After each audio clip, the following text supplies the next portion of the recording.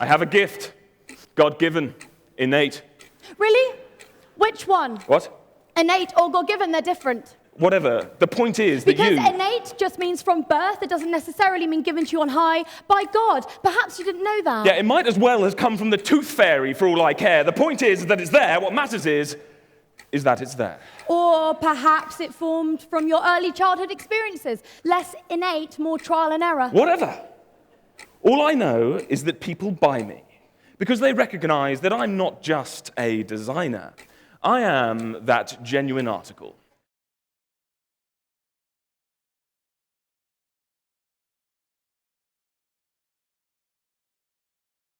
We're a little studio, branding and communications, and we're based in central London, nestled between the Tate Modern and the Shakespeare's Globe Theatre and the Financial Times. And I guess we've worked with a lot of clients. You may have noticed some of the sort of manifesto-style lines we sort of put up in the background. Now we're going to go and unpack those for you in some way, and we hope that explains a bit of our process. But you've met the professionals. Now meet the actors. We're going to fluff our lines all the way through this. So, first line, leave your comfort zone. This slide is really, really ironic. I don't think Nick and I could be more out of our comfort zone if we tried. But seriously, we think it's a wonderful life being a designer. You see things differently, you hear things differently, and you think differently. But you also get to come to amazing venues like Indaba. We also believe that actually it's also really easy to become complacent and lazy as a designer. At MB Studio, Nick and I have this little mantra that we call creative courage. And creative courage, we hope, makes us feel a little bit braver and a little bit bolder in everything we do. It makes us question everything. You know, we've never made a play before. This is the first time we've ever done anything like this. And thank you to Ravi and Indaba for making this happen. It's been an incredible experience, an incredible ride, working with actors and directors and people like that. Last year, we created this identity and the tone of voice with a very good friend of ours, Michael Wolff, for a company called Spring Chicken. And Spring Chicken is all about making life easier and better as you get older. They make and produce everything from watches with big numbers on for people who can't see to stair lifts. But we wanted a kind of creative courage idea on how to launch this. And as you can see, those two little stooped old people, that's the British transport sign for be careful, older people are crossing the road. And incidentally, it's the only sign not designed by Margaret Calvert. But we thought this sign was incredibly derogatory. You know, we're nearly, well, not nearly, but nearly-ish, going to be pensioners maybe in 10 or 15 years' time. And I certainly wouldn't want to be associated with that sign. Nick maybe, but I probably wouldn't. So that kind of got us thinking, and we asked 100 of our design friends around the world, and this included poets, graphic designers, advertisers, product designers, etc. And we had this amazing response. And it's quite extraordinary, actually, and this is what happened.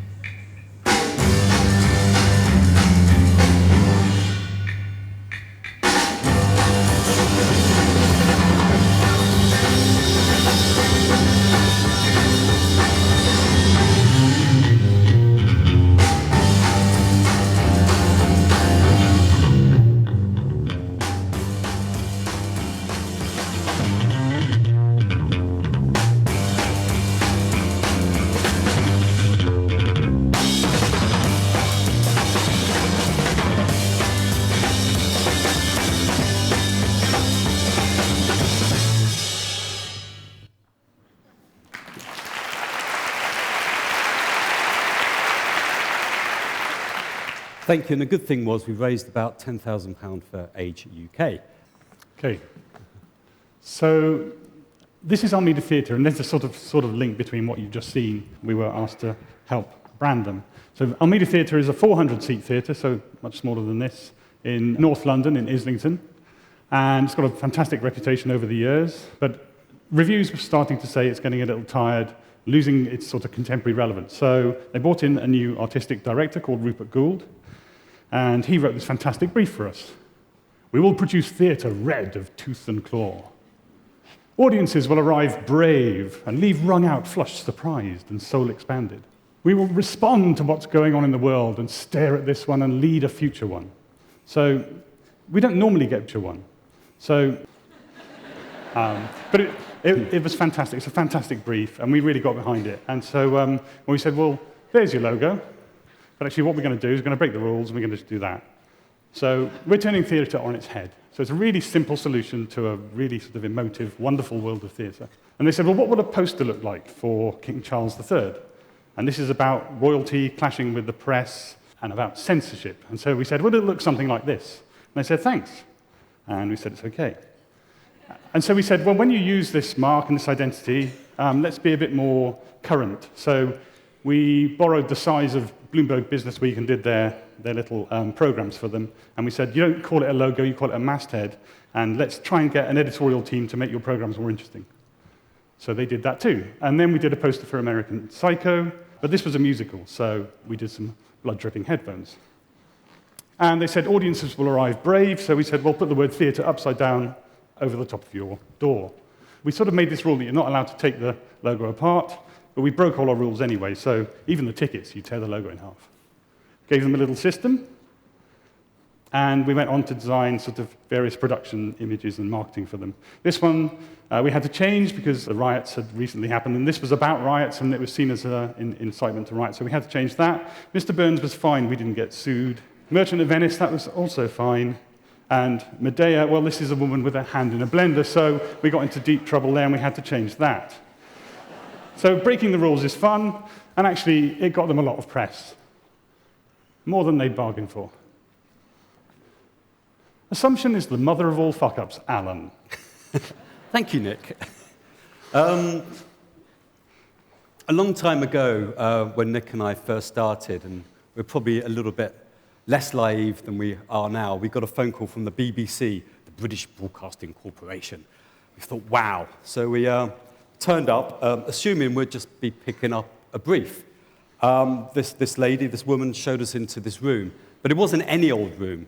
This room had the longest, bloodiest table I'd ever seen in my life, with all these chairs. And at the end of this long, long table was this lectern.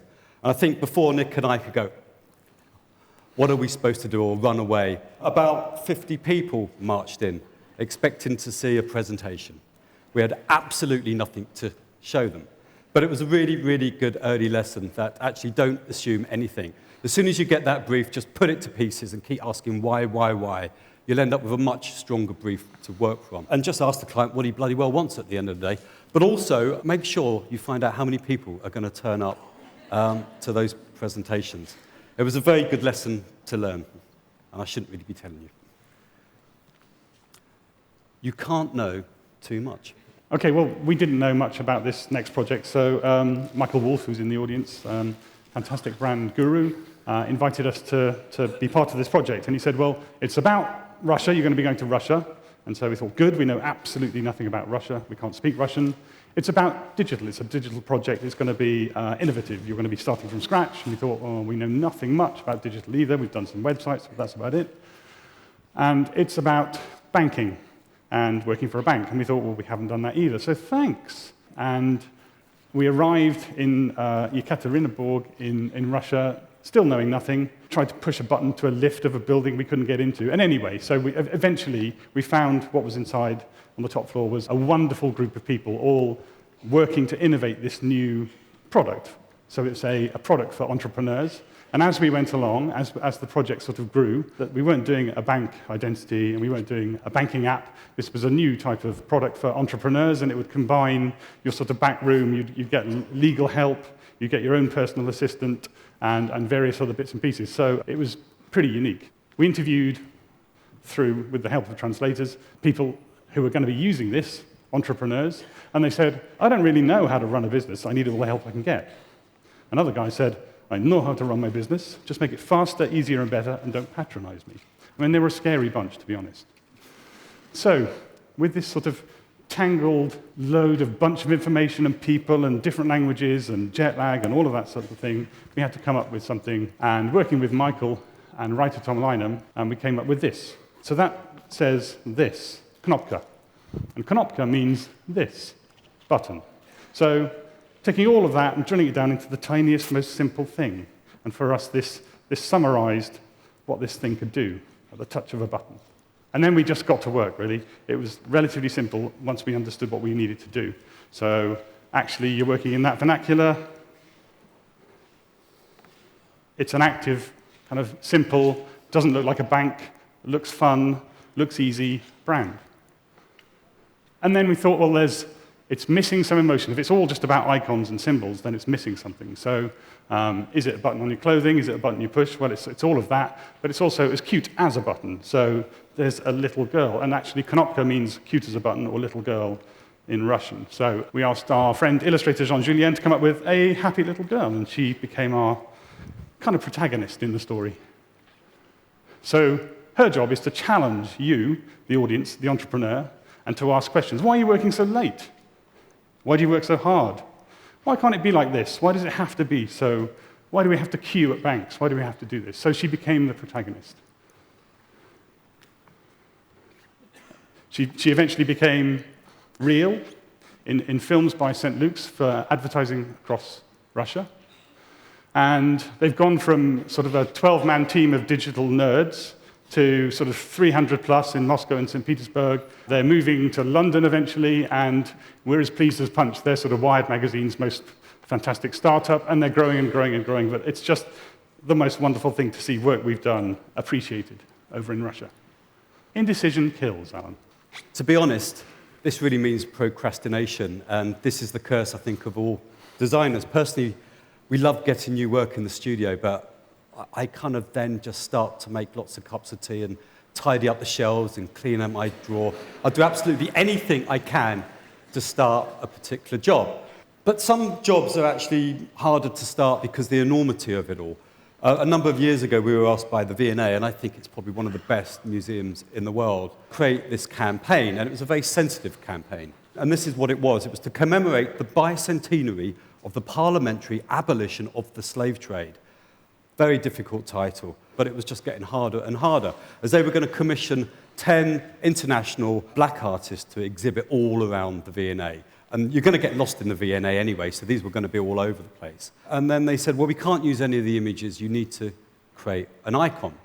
And, you know, at MB Studio, we stick everything up on the wall. You know, students, us, anyone's got a good idea. We really totally embrace that. But we only had about 2 weeks to do this job, and 2 weeks later, there was still stuff on the floor, and nothing really came to mind, or nothing was really good enough for this particular amazing show. So sometimes you just got to do something different. You need to walk around the block, or in this case, we just rang up the client and said, look, you know, it's a difficult problem. We're having a bit of a struggle with it. Could you come in? And luckily, she was a good friend of ours too. So this is what we showed her, and as you can see, it wasn't really cutting it. And she said one word to us, look, just kind of let yourself go, start with an open mind, and just be a little bit more abstract. And, you know, sometimes I really think you've got to skip or scrap everything you've done in the past or what you've been working on and get your hands dirty and start again. We're messing around with these colors, thinking kind of abstract thoughts anyway, but one of the artists was called Kara Walker. And some of her art had a kind of similarity between where we were going with this kind of abstract thing. And sometimes, as a designer, there's that 1 + 1 moment equals 3. And we created this. And suddenly, we have a mark, we have something, and suddenly it just went all the way down the line. From posters, and all the other artists had their own little heads or little icon, and it became a signage piece also. So my advice on that is, just drop everything, start again, go for a little walk around the block. It could really clear your mind, or just clean out your drawers. Become your customer. We're very lucky at MB Studio that a lot of different types of work comes through our studio. One minute we could be designing packaging for brandy for a Spanish guy who's 65, or as Nick mentioned, we could be designing apps for a Russian entrepreneur. When Mothercare came through our door, Mothercare is a very well-known British brand, retail brand, and they've been making baby clothes and stuff for parents-to-be, or mothers-to-be, since 1961. But it was becoming a little bit tired, a little bit too fusty.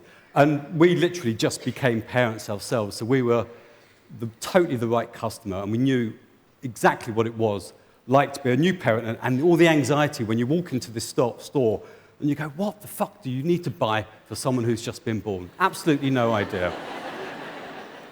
You know, why aren't babies born with instruction manuals? And for us, we kind of make it, we're trying to get to the core of everything we do really simply, and words can really help you do this. And we work with a great copywriter called Al Young at St. Luke's to get to the proposition. And this is it. For that wonderful, frustrating, hilarious, seriously exhausting, and rewarding process called parenting, Mothercare since 1961. I think everyone's going to get that. We also had the opportunity of working with our hero, Ivan Chimaev.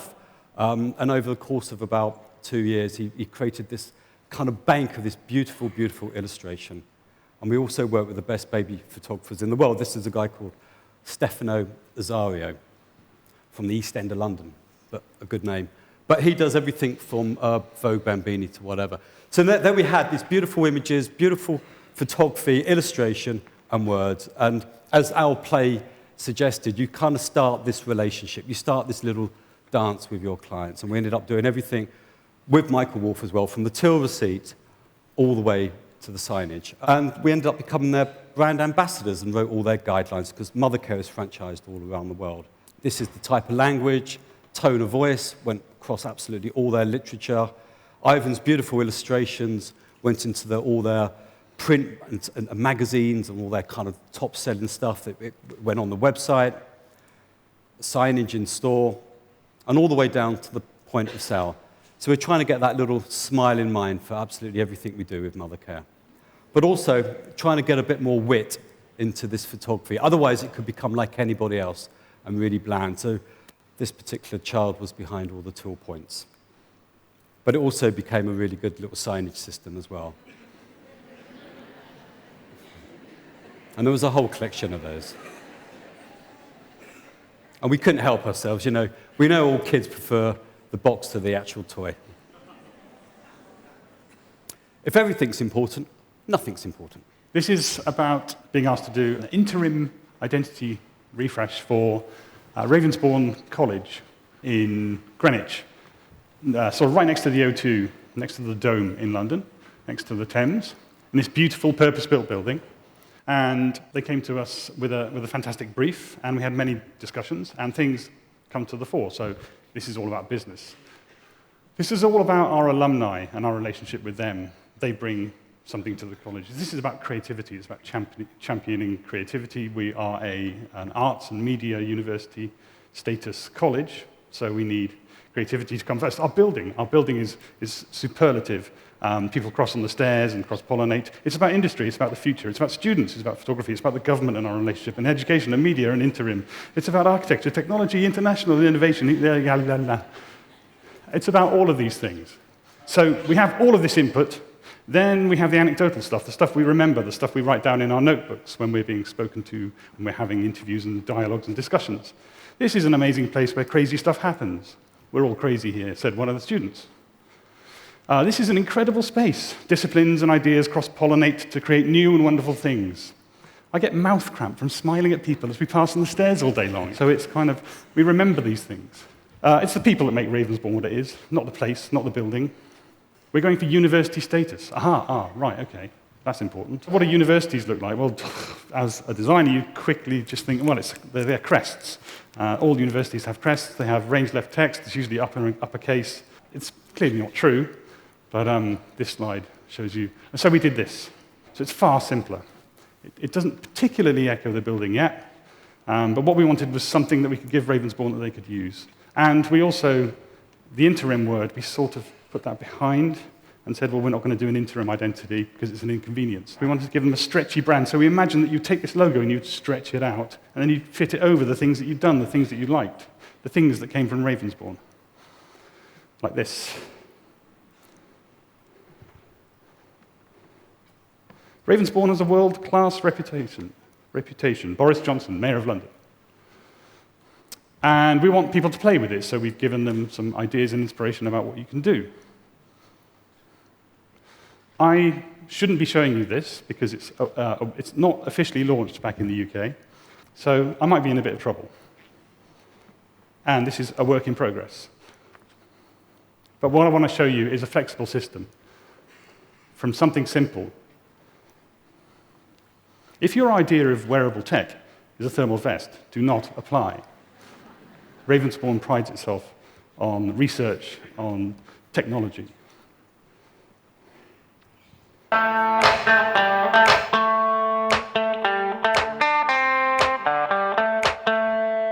So we're experimenting. It's very quick. We're doing a little film for them. And we're doing some T-shirts.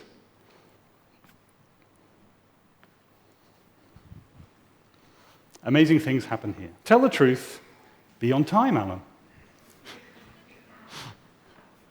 Museum of London. Museum of London is literally in the heart of the city, just down the road from St. Paul's Cathedral, and 5 minutes walk away from our studio. But every single time we turned up, we managed to be late, which wasn't really good. And as you can see, this is all the Museum of London. It's a kind of higgledy-pickledy place. It's an incredible museum. There lied one of their problems, that no one really knew where it was or where the entrance was. You turn up one day, it'd be closed. You had to go around this roundabout and find another entrance. It's very confusing. So they were given 20 million quid to relaunch their galleries, to open up their space. And we won a 12-way pitch to help them do this. There's an old adage by Bob Gill, the famous American designer, who said, look, if you're designing for a laundrette, make sure you go and visit the laundrette. And we paid a lot of visits when we found the front door to the Museum of London. And they have this little window that looks down onto this Roman wall that was built 2,000 years ago. And underneath this wall, when we turned up there, they had these two builders having their sandwiches. And we was thinking, God, I could just imagine 2,000 years ago them being two Roman centurions having their garlic and Chianti sandwiches at lunchtime. And then you kind of start this idea, or this idea generation, that London has always been an amazing city, and people have always been there or seen something. And we started to kind of mess around with this type of imagery. And for me, I mean, I'm a Londoner, and I always find it fascinating that I still get lost in London every single day. But I could stand in some place yesterday, or 50 or 60 years ago, or 2,000 years ago, and someone would have been standing in that exact place as I'm standing now, seeing something probably a little bit same or a little bit different. This Bill Brandt image from the museum's archive really kind of clinched the idea for us. So this is a very famous picture of people sleeping on the underground during the Blitz, during the Second World War. And it was shot at a tube station called the Elephant and Castle. And if you ever go to London, go on the underground, and it really looks pretty much the same. And we just thought, wouldn't this be an amazing photograph if it was across, on a 48-sheet poster, across the train tracks? You would literally look right and left and see people sleeping on the underground. But we still needed a line. And we went back to where the museum was, and you're always going to get lost. So we came up with You Are Here. And I think for Nick and I, very strong imagery and very strong words can really come together and make a really easy campaign. So this is where we started. And then we started to appropriate these images all around London. So this was actually at the Elephant and Castle. This was the Bank of England at Bank. And this was at South Kensington, and it's an old omnibus. And it was really great to kind of go through this amazing archive of stuff. This is a man on a bus pass. And this is Emily Pankhurst, the leader of the suffragettes in 1901 at Trafalgar Square.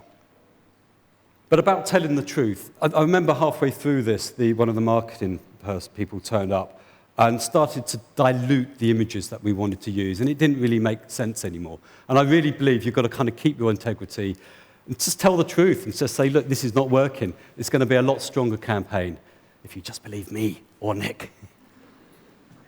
But this line went all the way down, or this strapline went all the way through. This was the invitation to the launch do. And we created this augmented reality app that I think became one of the best-selling apps of that particular year. But it was an amazing project to work on. And I'm really glad that we did tell the truth and kept our guns, because the figures quadrupled that year. Well, I guess that's in summary then. Life's too short not to be a designer. Thank you. I think the next slide is a pack of cards that you will get in your goodie bags, and it's a bit of our work interspersed with some of those kind of weird lines. Thank you so much. We'd love to get your feedback on the play. Thank you to David and to Georgia, to Jimmy the writer. And to Indaba. Thank you so much. Thank you, Cape Town.